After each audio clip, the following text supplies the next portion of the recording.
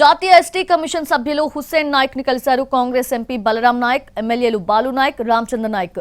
లగచర్లలో ఘటనపై వినతి పత్రం ఇచ్చారు. రైతుల ముసుగులో అధికారులను చంపే ప్రయత్నం చేయడం మంచి పద్ధతి కాదని అన్నారు.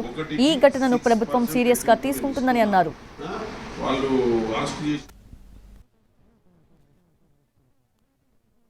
ఇవాళ ఎస్టీ కమిషనర్లు వచ్చారు, మేము వెళ్ళాం, ప్రజెంటేషన్ ఇచ్చాం హుస్సేన్ నాయక్ గారికి.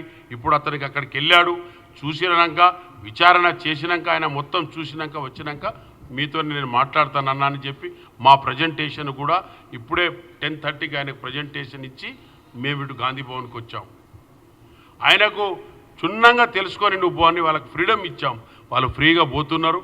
అక్కడ పోయి విచారణ చేసి అక్కడ చూసిన తర్వాత ఎన్ని ఎకరాలు బీసీలకు పోయింది, ఎన్ని ఎకరాలు ఎస్టీలకు పోయింది, ఎన్ని ఎకరాలు ఎక్వేషన్ చేసిండ్రు, ఇంకా కొంత ఎంత చేయాలి, అది ఇండస్ట్రీ జోన్స్ కింద ఒక కార్యక్రమానికి అది అందరికీ ఉపయోగపడేటట్టు, అదేవిధంగా పోయిన వాళ్ళ భూములకు రెట్టింపు కాదు 4 వంతు రెట్టింపు కట్టియాలనే ఉద్దేశపూర్వకనే గౌరవ